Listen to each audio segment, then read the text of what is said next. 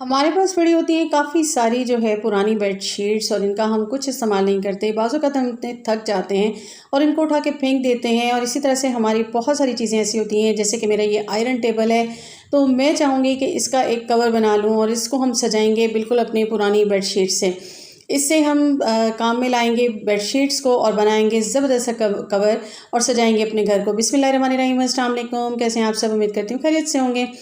जी, बिल्कुल लेकर आई हूँ आपके लिए बिल्कुल एक अनोखी सी वीडियो। और यहाँ पे मैंने ले ली थी मेजरमेंट। बिल्कुल मैं मेजरमेंट ले रही थी। मेरी ये जो है वो टेबल है, आयरन टेबल, और ये आयरन स्टैंड था और मैंने इसको नीचे जो है अलमारी लगवा ली। अच्छा, अब ये ओपन है। अब मैंने क्या किया, सबसे पहले तो मैं इसकी मेजरमेंट ले लूँगी इसकी लेंथ से, और उसके बाद जो इसका ऊपर से थोड़ा सा गोलाई का पोर्शन है उसको मैं दूसरे एंड तक, गोलाई तक मेरी 54 आई थी। इसी तरीके से मैं इसकी विड्थ ले लूँगी, तो विड्थ मेरे पास यहाँ पे आई थी तकरीबन जो है ना, मेरी जो ये टेबल है इसकी थी मेरे पास 26। ठीक है, इस तरीके से 3 इंच मैं इसका नीचे जो है मार्जिन ले लूँगी कि अंदर की तरफ मुड़ने का। ठीक है, अब मैंने क्या करना है, सबसे पहले जी ये मेरे पास है ओल्ड बेडशीट, तो मैंने इसको ले लिया और इसको मैं यहाँ पे बिल्कुल इसका बिछा लूँगी और एक इंच में चारों तरफ से ना इसका ज़्यादा रखूँगी। अच्छा, वो मैं क्यों रखूँगी, क्योंकि सिलाई जब होगी ना तो उसमें ये सारा जो है वो बिल्कुल अंदर की तरफ चला जाएगा। और मैं इक्वल रख के ना, पहले तो मैं क्या करूँगी कि इसके मार्जिन्स हैं तो इस पे मैं बिल्कुल मार्क कर दूँगी, ताकि मुझे कटिंग में भी आसानी हो। जो ऊपर की इसकी शेप है ना वो भी मेरे पास आ जाए। तो यहाँ मैंने इसको कट कर लिया और ये मेरे पास इस तरीके से आ गया। ठीक है जी, अब मैंने क्या किया कि इसका जो नीचे स्ट्रेट पार्ट होता है ना, तो सेंटर से मैंने इसकी ले ली, और इसका जो दूसरा पार्ट था बैक का, तो उसकी भी मैं मेजरमेंट ले लूँगी। मैंने आपको बताया कि 54 मेरी यहाँ से इसकी गोलाई आगे से जो शेप है उसकी थी। इसी तरह से पूरे इसकी मैंने जब चारों तरफ से ली तो ये मेरे पास 106 आ गई, और मैंने लगानी है इसकी फ्रिल। और इसी तरह से 3 इंच मेरी ये नीचे की थी, क्योंकि मैंने अंदर की तरफ मोड़ना है, तो मैंने यहाँ पे जो है ना 6 इंच की पहले तो फ्रिल ले ली थी, क्योंकि मैंने फ्रिल 106 मेरी पूरे इस मेजरमेंट थी आयरन स्टैंड की, और मैं उसे 206 फ्रिल ले लूँगी। ठीक है, मैंने फोल्डिंग करके 6 इंच जितनी चौड़ाई रख के ले ली, और उसके साथ ही मैंने यहाँ 4 इंच की एक और ली है, और ये मेरे पास आ गई थी 106 मेजरमेंट टोटल गोलाई। और इसकी मैंने जो विड्थ ली है वो मैंने 4 इंच ली है, क्योंकि ये मैं पट्टी लगाऊंगी।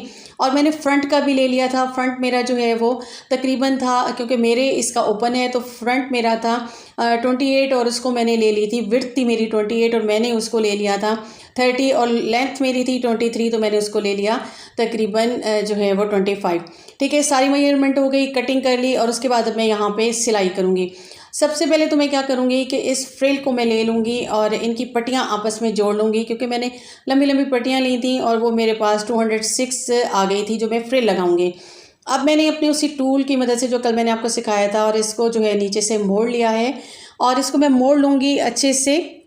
और उसके बाद मैं क्या करूँगी कि सारों को आपस में जोड़ के फिर जो लंबी स्ट्रिप्स आएगी ना, तो उनको भी आपस में जोड़ दूँगी। इस तरह से ये मेरी चारों तरफ से बंद हो जाएगी, और मैं इसको फ्रिल लगाऊँगी अपनी जो है, जो मैंने सेंटर की कटिंग की थी ना आयरन स्टैंड की, उसकी। अच्छा, साथ साथ आप देखते जाएं, बिल्कुल आप फोकस रखें कि मैं इसको स्टिच कैसे कर रही हूँ, और सेम इसी तरीके से आपने स्टिच करना है। बहुत इजी है, कोई मुश्किल नहीं है, बिगनर्स के लिए भी इजी है। तो सबसे पहले ना हमने जो इसका नीचे का स्ट्रेट पार्ट था ना, उसके ऊपर से रख के इसको मैं ऊपर से फ्रिल देती जाऊँगी। यहाँ मैं आपको एक और टिप बताऊँगी। अक्सर फ्रिल देना जो है ना वो मुश्किल होता है बिगनर्स के लिए। तो यहाँ आपने एक फोक ले लेना है और उसके सेंटर से ला के इस तरीके से आपने मोड़ना है, जैसे मैं मोड़ रही हूँ, और ये आपकी फ्रिल बनती जाएगी और आपको बिल्कुल मुश्किल नहीं होगी। 1 इंच पे आपने छोड़ना है और फिर इसको जो है फोल्ड करना है, तो वो इक्वल जाके होगी। अच्छा, यहाँ मैं आपको थोड़ा सा स्लो बता देती हूँ। देखिए, फोक लें, इसके सेंटर वाले पार्ट में लें, इस तरह फोल्ड करें, और इसको आप बिल्कुल नेक्स्ट जो पहली फ्रिल होगी उसके साथ ये नेक्स्ट आती जाएगी। इस तरीके से आप बहुत आसानी के साथ सारी चारों तरफ फ्रिल लगा लेंगे।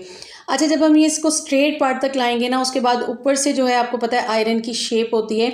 अगर आपकी गोलाई है तो आप उसे गोलाई के हिसाब से करते जाएंगे। अगर आपकी चौकोर है तो फिर आपको इतनी मुश्किल नहीं होगी। अब जब मैं यहाँ कॉर्नर पे आ गई ना, तो यहाँ से ये थोड़ी सी गोलाई थी। पहले तो मैंने जब बिल्कुल कॉर्नर पे आई तो मैंने क्या किया, एक फ्रिल ली, उसके साथ ना एक और ली टेढ़ी करके बिल्कुल कॉर्नर के ऊपर, और इसकी फ्रिल का पार्ट आ गया दूसरी फ्रिल के ऊपर। इस तरह से ये मेरी ईज़िली ऊपर से जो है ना शेप आ जाएगी और मुझे मुश्किल नहीं होगी। ठीक है, इस तरीके से करते हुए मैं दूसरे एंड पे आ जाऊंगी, और दूसरे एंड पे भी मैंने बिल्कुल सेम तरीके से करना है कि एक सीधा रखूंगी फ्रिल, उसके ऊपर एक टेढ़ी करके फ्रिल रखूंगी और उसको मैं स्टिच कर लूँगी। इस तरह से फिर मेरी जो ये पट्टी है ना फ्रिल वाली, ये बिल्कुल सीधी आ जाएगी। ये आप देख रहे हैं, ये बिल्कुल आसानी के साथ, ये देखिए एक मैंने रखी, उसके ऊपर मैंने दूसरी जो है फोल्ड कर दी, अब मेरी ये बिल्कुल जो है ना सीधी आ गई। तो इस तरीके से लगाते हुए मैं इसे चारों तरफ से फ्रिल को लगा लूँगी और ये मेरे पास कुछ इस शेप में आ जाएगा। ठीक है, बहुत आसानी के साथ आपने लगा ली, इसमें आपका कोई रॉकेट साइंस नहीं है, आप बिगनर्स हैं तब भी आप आसानी से लगा सकते हैं। अब मैंने क्या करना है, इस फ्रिल को जो है ना ऊपर ले लेना है, यानी उल्टी तरफ से लेके ना, अब मैंने उल्टी तरफ से इसको ले लिया और इसके ऊपर ना बिल्कुल स्ट्रेट रख के मैंने जो एक और 4 इंच की पट्टी ली थी ना, उसको मैं चारों तरफ से सीधी लगा दूंगी। अच्छा, ये मेरी क्या होगी, ये इस तरह से बन जाएगी, तो इसका मैं नेफा मोड़ दूंगी नीचे की तरफ, 2 इंच का मेरा नेफा मुड़ जाएगा और ये मेरी नीचे की तरफ आ जाएगी।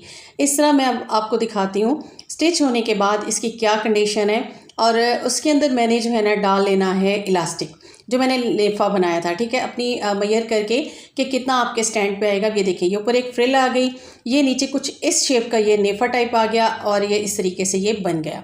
ठीक है, अब मैं इसको यहाँ पे जो है ना आपको इस स्टैंड पे चढ़ा के दिखाऊंगी और उसके बाद मैं आपको बताऊंगी कि आपने अगर ये इस तरीके से बनाना है, आपका नहीं है फ्रंट का इशू, तो आप इसको इस तरीके से बना सकते हैं और आपका ये बन के हो गया है रेडी। अच्छा, बाज़ औक़ात ये होता है कि अलमारियाँ होती हैं सामने, जैसे मेरी अलमारी थी और मैंने उसमें काफ़ी सारी स्टिचिंग की चीज़ें ही शॉपर्स वगैरह सब मैं रख देती हूँ, तो इस तरीके से आपका बन जाएगा। और अगर आपका फ्रंट है तो फिर आपने क्या करना है, यहाँ आपने फिर एक कोने से, यहाँ आप देख रहे होंगे, यहाँ से आपने उठाना है, जहाँ आपका ये ओपन है पार्ट, वहाँ से आपने निशान लगा देना है और दूसरे पार्ट तक आपने निशान लगा देना है। ठीक है, अब आपने क्या करना है, इस फ्रिल को आपने उठाना है, इसके ऊपर आपने यूँ उल्टा करके रखना है इस पार्ट को और इसको यहाँ पे आपने स्टिच करना है। जो नीचे की इलास्टिक वाला पार्ट है वो नीचे ही रहेगा। ठीक है, तो इस तरीके से ये कुछ बन के आ गया है हमारे पास और मैंने सिलाई लगा दी थी सीधी। अब पहला ये नीचे फ्रंट वाला पार्ट होगा, फिर उस ये देखिए नीचे बिल्कुल जो है ना वो इलास्टिक वाला है, फिर ऊपर फ्रंट वाला पार्ट है, उसके ऊपर झालर है।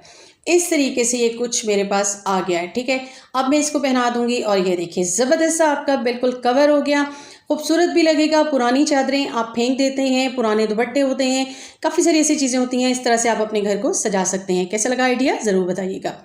नेक्स्ट आइडिया की तरफ आ जाते हैं। तो इस तरह के कैन आपके पास होते हैं, बेकार होते हैं, मैंने ले लिया इसका ऊपर का पार्ट और इसको मैं इस तरीके से कट कर लूँगी। अब मैं इसका क्या करने वाली हूँ, इसके सेंटर से मैंने जो है ना पार्ट को निकाल दिया था, जो हैंडल सा होता है, और इसको मैं नीचे से थोड़ा सा मैंने कट कर दिया। अभी मेरे पास आ गया कुछ इस शेप में। अक्सर ये होता है कि वैसे तो ये ना टमाटर इक्वल कट करने के लिए आपके लिए एक बेस्ट टूल है, आपके हाथों पे भी नहीं लगेगा। बाज़ औक़ात हम जब ये जैसे मैंने प्याज लिया यहाँ पे, तो मैं इसको सब्ज़ी को कट करूँगी ना, तो ये हमें डर होता है कि जब हम इस तरह से साथ साथ कट कर रहे हो तो हमारी उंगलियों पे ना लग जाए। तो हमने क्या करना है, इसको यहाँ पे हमने कर देना है फिक्स।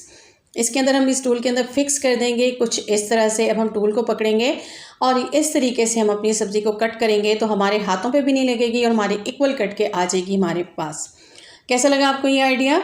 सिंपली आपका बेकार होता है, बच्चे ले आते हैं और फेंक देते हैं, तो आप इससे काम में ले सकते हैं। नेक्स्ट आइडिया देख लेते हैं। तो इसी का जो ये हैंडल होते हैं ना, ये ओपनर होते हैं, जब हम इसे ओपन करते हैं तो इनको हम फेंक देते हैं। आपने नहीं फेंकना, ये भी आपका ज़बरदस्त सा टूल है। आपके हैंगर्स होते हैं, अलमारी में कम स्पेस होती है, तो आप इसको एक हैंगर में लगाएं और इसके अंदर इसका एक पार्ट एक हैंगर में आ जाएगा, जो दूसरा पार्ट होता है ना उसके अंदर आप दूसरा हैंगर लगा दें। इसी तरीके से आप 5-6 जितने भी आपके पास हों तो आपके ये इस तरीके से एडजस्ट हो जाएंगे। और ये देखिए ज़बरदस्त ये हो गया। अब आप इस तरह के ऑर्गेनाइज़र लेने जाएं, महंगे महंगे आते हैं, और आप इसको यूज़ करके हज़ारों रुपीस बिल्कुल अपने बचा सकते हैं और अपने कामों को भी कर सकते हैं आसान। तो कैसा लगा मेरा ये आइडिया? बिल्कुल ये नो कॉस्ट है, इसमें आपका कोई खर्चा नहीं, बेकार चीज़ों को आप काम में ला सकते हैं। नेक्स्ट आइडिया देख लेते हैं। अब इसकी कटिंग नीचे वाले पार्ट बच गए थे, तो हम इसको भी नहीं फेंकने वाले।